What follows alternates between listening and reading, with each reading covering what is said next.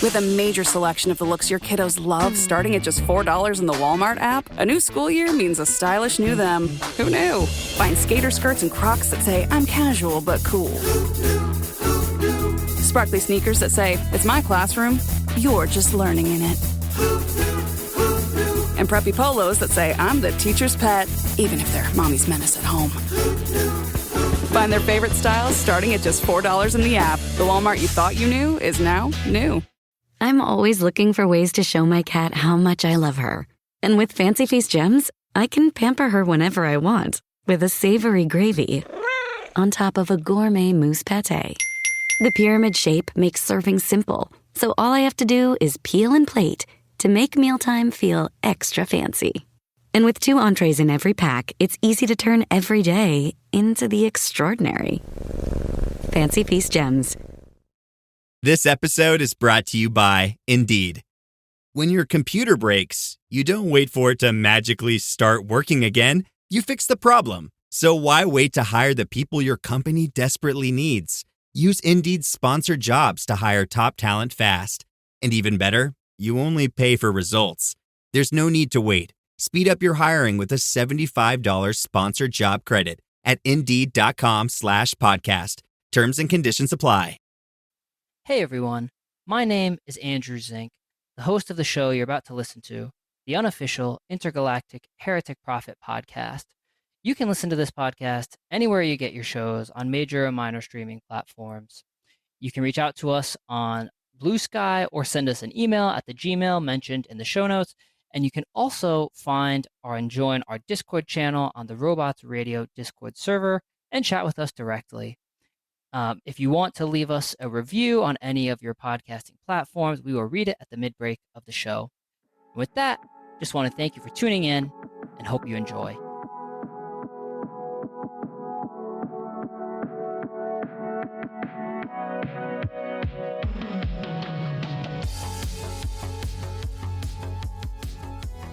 Hello and welcome back, everyone, to this episode 4 of the unofficial Intergalactic Heretic Prophet podcast. I'm your host, Andrew Zink. It's nice to be back with everyone. So as y'all may have noticed, we took a few weeks off from recording an episode. There's 2 reasons for that, actually. The first one is I had to get a new PC, which is very exciting, and I'm recording on it right now. Super fun, super cool. And the second is I host a second podcast, the Ghost of Tsushima Yotei Gamecast. And last Thursday, the first Ghost of Yotei gameplay release came out from Sucker Punch and Sony. So I was wrapped up putting out a bunch of episodes about that. But it's good to be back and covering Intergalactic again. For anybody interested in Ghost of Yotei or who like Ghost of Tsushima, go check out that podcast. I'm sure you'll like some of the content in there. So for this episode 4 on the Intergalactic podcast, there were a number of topics I was thinking of covering, but I thought this would be a good time just to do a general news update, just on anything new that's come out about the game and, even just a couple things that have been said and have been known for a couple of months, but we just haven't talked about on this podcast yet. We covered the trailer and we just kind of covered some speculative content about the story and the characters and just dove into what we knew for sure. So I just figured for this episode, we'll just do an update on the news and just get caught up on what's out there. So there's been a couple different news items that are worth mentioning. And we'll just start from the top here. So I figure the most obvious one that is worth mentioning is around Neil Druckmann, the head of Naughty Dog Studio, and Holly Gross, who the reason I mention her is that she's playing AJ in the game Intergalactic. That's the woman with the eye patch for anyone who may remember our previous episodes. And so the 2 of them, they were both working on the Last of Us TV show. Season 2 of it wrapped up, a month or so ago, maybe a little longer than that. And, recently they put out statements announcing that they aren't going to be working on season 3 with Craig Mazin and HBO of the TV show. And Neil Druckmann, in his statement, actually specifically said, he wanted to get back to working on Naughty Dog projects, and specifically mentioned Intergalactic, the Heretic Prophet. So yeah, I have many different thoughts about The Last of Us season 2, and what some of this could mean around that. I don't think I'm gonna voice all that here, but as far as Intergalactic is concerned, hey, I'm excited by this. I I've just loved, pretty much for me, everything Neil's had his hands on that's come out of Naughty Dog that I've played and experienced, I've just loved and thought was awesome. And I just figure his full attention being on Intergalactic certainly can't be a bad thing. So, I'm excited for that. And yeah, I'm interested what this means for Holly Gross too, because and again, we're purely speculating here, and given that we just don't know that much, that's really the most we can do based off on what we know now. And hey, we're just trying to have fun doing that, so that's what we're doing. But I mean, maybe it means that they're starting to ramp up, recording certain episode or certain parts of the game, and Holly Gross is needed as a voice actor for AJ. Maybe that means that AJ is going to be have a more prevalent role than we know currently. I mean, we covered kind of everything we know about AJ in the second episode about the characters, about her, but maybe she's going to be involved more. That was something we talked about is, how involved is AJ going to be? Is Jordan going to have some sort of communication to the outside world at all throughout the whole game? Or is she just going to be totally cut off through the whole game? Maybe it's possible she's wearing an earpiece and AJ is talking to her. You're maybe occasionally receiving transmissions from AJ. And so, yeah, maybe that's all reasons that it would be beneficial for Holly Gross to, at this moment, focus on Intergalactic alongside Neil Druckmann. So, yeah, we just don't really know at this point. But, the one thing it does tell us is that Intergalactic is definitely, steaming along. That's for sure. I mean, the fact that they're now focusing more attention on it. Hey, I once again, I think that can only be boding of good news for this game. And at least, I hope that there won't be. Obviously, there's no release date yet, but I hope that there's no delay on release for whatever they're thinking internally. And yeah, having more attention on it can just further that end. So. Yeah, that's interesting. And then, yeah, I guess we'll move on. And one of the other things I figure is worth mentioning is kind of around 2 months or so ago in mid-May. And again, the year is 2025 currently. If anyone ends up listening to this a year or two from now, that's the time we're in. That's the time we're recording this podcast.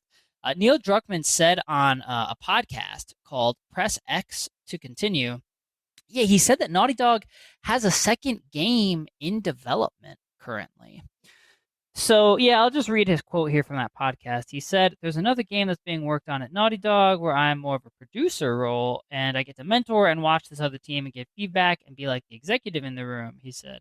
"I enjoy all those roles, and the fact I get to jump between one to the next, it makes my job very exciting and always feels fresh. I'm never bored." So yeah, I mean, hey, on a human level, that's awesome for you, Neil. Really cool. And yeah, I mean, once again, I mean, I can't not be excited to know that Naughty Dog has a second game in the works.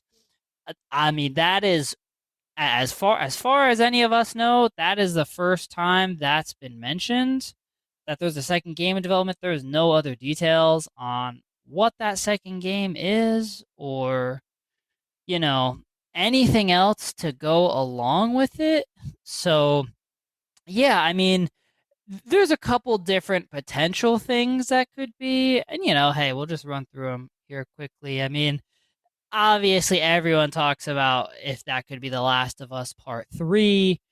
Yeah, I'm just gonna totally give my own personal gut feelings and opinions on this. I just have a feeling it's not. Um, you know, Neil's expressed just in the past, just uncertainty about being able to make it. And he said he's had an idea about what The Last of Us Part 3 would be, but I just have a sense that they're obviously Intergalactic is their first brand new IP in a long time, and I think that The Last of Us has gotten a lot of attention, obviously. I mean, obviously the first two games, but then in the TV show. And so, on one hand, it could be like beneficial timing to put out a third game. It'd probably get a lot of buzz and a lot of attention. But I just have this weird gut feeling that, they may be interested in just doing something new for now, and just branching out. And so they're already doing that with Intergalactic, but, in a second game, I don't know. It could also be a new Uncharted game or an Uncharted remaster, of one of the games or the whole collection. I mean, it has been since 2017 that The Lost Legacy was the last Uncharted game to come out. So it's been a while for Uncharted to, again, I can't say I know anybody at the studio or I know any more than y'all do about what is going on in their heads, but yeah, it could be possible that it's an Uncharted game, and we just don't know about it. It is interesting. I mean, just that quote that he said about being in a producer role and helping to mentor and everything. Yeah, I mean, I don't know. I just that kind of makes me feel like it's not a new Uncharted game either. And again, I'm just saying it outright. I could be totally wrong on all this. That's what we're here for. We're just speculating for right now. But yeah, I mean, in a remaster, it's like I feel like there'd be a lot more focus on, graphics and just how the game runs and around programming and such. In the vast majority of remasters, you're not really creating new story content. So that just makes me think, like, I don't know, that quote that he said about the second game where he's in the more of a producer role and helping to mentor the other team and give feedback and such. It just makes me think that there's some sort of a story creation that's happening there. Like there's something more writing based. It's more than just, programming and the creation of a game on the technical side of it. So yeah, I mean, so that really makes me think it's not The Last of Us Part 3 or a new Uncharted, those two things. So maybe it's a totally second brand new franchise, alongside Intergalactic, which that would be crazy. And again, no release date, no other information given on what to expect from the second game that they're working on. I would love if it was a new Jack and Daxter. I'm sure that would shock the world if it was Jack 4 or something else, some new spinoff. But that would be really cool if it was a new Jack and Daxter. I actually acquired the Crash Bandicoot Insane trilogy recently. Maybe it's a new Crash Bandicoot game. If there's any diehard Crash Bandicoot stands out there, maybe this is your time. And if so, hey, drop it in the comments of this episode on Spotify or anywhere else if you have thoughts on it. So, yeah, I mean, I think that's all exciting just to know that there's more happening.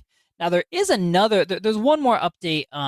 Just quote something that's worth mentioning from Neil Druckmann that I figured I'd mention here. So, yeah, speaking to IGN on the red carpet, ahead of The Last of Us Season 2 premiere for the TV show, Neil actually said that the Heretic Prophet is playable. And he said it's really good. And this is what he said. Oh my God, I can't even believe this.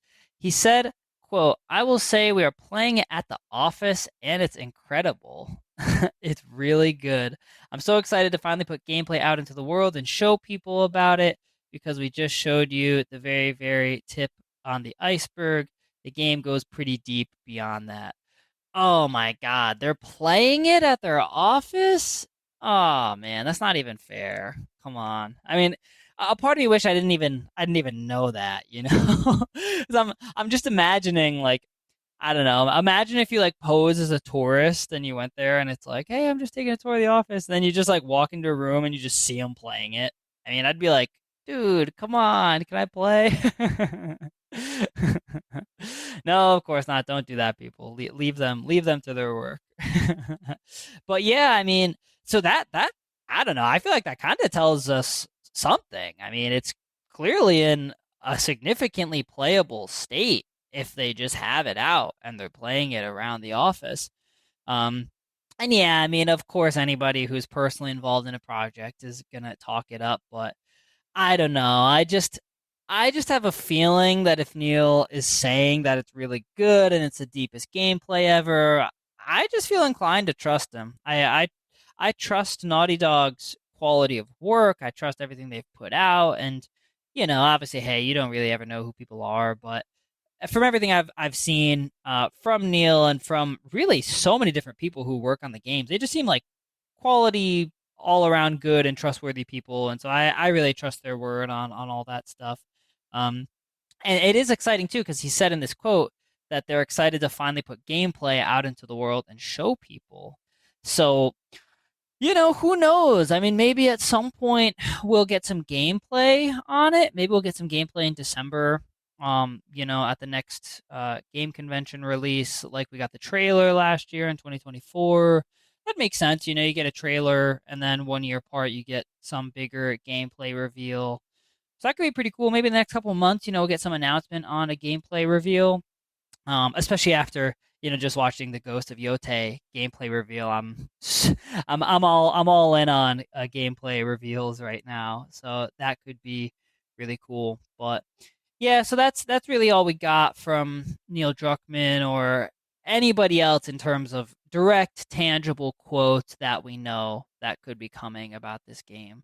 And yeah, hey, I'll just take a second to say if anybody has any thoughts on any of this, or if I don't know, if you've seen some quote or some piece of news that I haven't heard, I mean, hey, drop it in any of the comments on our platforms. You can reach out to us on Blue Sky or send us an email. I mean, and hey, I tell everybody, join the Robots Radio Discord. If you join the Robots Radio Discord and you join the unofficial Intergalactic Heretic Prophet podcast channel, we can talk. Hey, if you leave a comment, I'll be there and we can hang. So yeah, and at this point, I really only have a couple other newsworthy items to mention on this.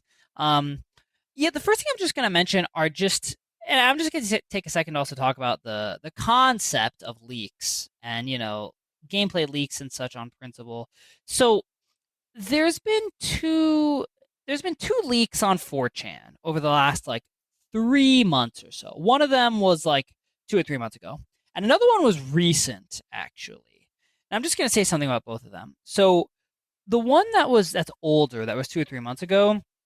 So it was this whole thing where it was like an anonymous person who was claiming to be like a disgruntled Naughty Dog staffer or something. And so basically this ended up being totally disproven. Like there were a number of different claims in there that started with the fact that it was shared with, a well-known game reporter in a Discord channel or something, and that game reporter just outright said that never happened. I mean, I never got shared on any Discord channel about this. So right off the bat, that was just totally disproven. And I just want to say, just for me personally, and in how I'm covering content on this podcast, I just want to be accurate, and I want to respect the work that the people at the studio are putting in here, and I don't want to be repeating potentially untrue information if there's not something tangible to go along with it.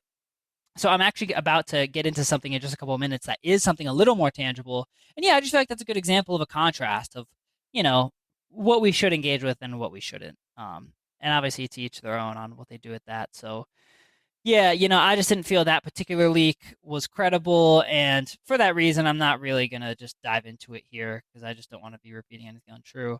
And yeah, there was a second leak more recently, again, also on 4chan, and it really talked more about some gameplay and story related stuff. Once again, I mean, when it comes to leaks on 4chan, it's like, I want to say there's been times that there's been leaks on 4chan that have been accurate or accurate-ish. That kind of ended up happening with Game of Thrones season 8. But there's been other times where, and just like with this first discredited one that I just mentioned, where it's just not at all. So, yeah, for that reason, again, like I'm just saying it's my own personal choice running this podcast. I'm not going to cover these particular leaks because there just isn't anything to indicate that they're actually credible. So for that point, I just don't want to be repeating untrue information. But it is interesting that, there are alleged leaks happening right now, and maybe at some point, we'll get something that's more serious. I mean, I remember, I think it was a couple of months ago, there were pictures of the Fallout TV show set that got posted. And I can't remember which website it was on or where, but obviously that was like, you could see, the Lucky 38 casino doors. You could see some Deathclaw marks. Like, it was obviously very clearly the real Fallout TV show set. So that's an example of something that, just for me personally, I'm willing to talk about, because it's like, okay, this is very tangibly real, and you're not spreading misinformation, at that point. So that's interesting. And yeah, so at this point, there's really only one other tangible, piece of information that there is to talk about.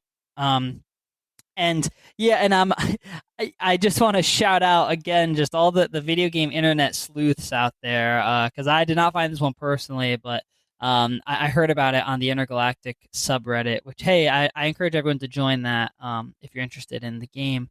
But so it was about a LinkedIn profile from a former Naughty Dog developer. And basically, in the profile, they said that they had worked on Intergalactic and that their contribution to the game was a focus on an RPG progression system. And they said they'd worked in the studio from 2022 to 2024. So, yeah, again, at this, I don't want to share the person's name who worked there. I don't know if they would want me to do that or not, but so just keeping that part anonymous. Again, I feel like this is something that's a more concrete piece of information. It's a real person who's out there who wrote this, and yeah, it makes sense. I mean, this is a credible and believable place that this would come from. So what could that mean, an RPG progression system? What would that tell us about the game? I mean, look, again, we're totally speculating here. But yeah, what this could tell us is that this will be more than just like a story heavy game.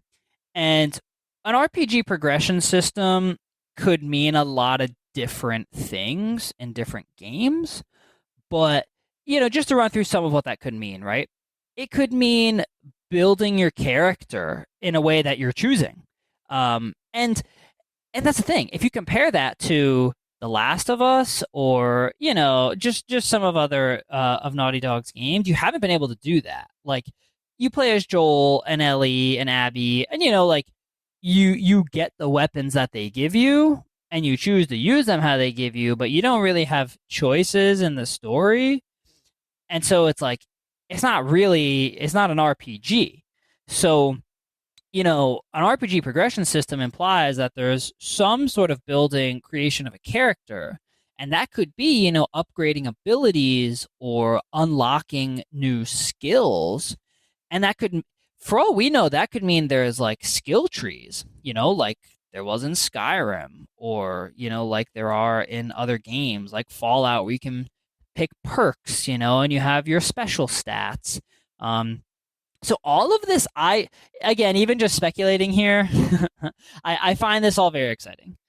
Just to think about Naughty Dog, kind of dipping their toe in the waters of something new, not only with a sci-fi universe, but some sort of RPG progression system. And again, that could mean story-wise too, where it's like you're making story choices that affect you later on, or that just create some unique new dialogue. That could be really cool. And that's another thing that, again, you don't really get in The Last of Us and some of other Naughty Dog's games, where it's like, if you play through The Last of Us, it's like everyone who plays through it gets the same dialogue. And obviously it's possible that there's like very specific small scenes that someone like missed. One person walked into a building and another person didn't. But all in all, like 99% of dialogue and choices in the game, like everybody experiences the same thing. That is obviously not the case for a game such as Baldur's Gate 3 or, some other, or Mass Effect, where it's like, I mean, I've played both those games a lot, and if you listen to the Mass Effect Lorecast on Robots Radio, I mean, there's so many different choices. Like, even if you play the game 10 times, there's still options and dialogue options that you could have missed. So it's really cool to imagine, Intergalactic going to be having something similar, where just like there can be whole dialogue trees or skill trees for characters that allow the game to feel unique for each person. And it increases replayability also. That's what's cool about RPGs. It's like you're willing to go back and try it because you might find something new. So, yeah, that's pretty cool. And honestly, at this point, that's kind of all there is that is newsworthy. I would love for there to be more. If there was, I would include it here, and I would talk about it and share it with y'all. But that's kind of all we got for now. So yeah, I'm reluctantly wrapping up this episode because that's all there is. But I hope everyone's excited for this as I am. I want to thank you all for tuning in. And yeah, hey, and I'll say it once again, for anybody interested in Ghost of Tsushima or Ghost of Yote, check out that other podcast I do. A lot of content coming out on there right now. So, hey, thanks to everyone for tuning in. Once again, if you're interested in any of this and, I don't know, you have any questions or want to talk or hang, feel free to reach out on any of our platforms in the show notes. And yeah, I decided to skip a mid-break episode for this, or a mid-break for this episode just because it's a shorter episode given the subject matter. But I think in the next episode of this podcast, I'm just going to talk about the weapons and the combat, and just what we've seen so far and what that could be like. So, all right, everyone. Thanks for tuning in. I hope you all take care, and I will talk to you soon.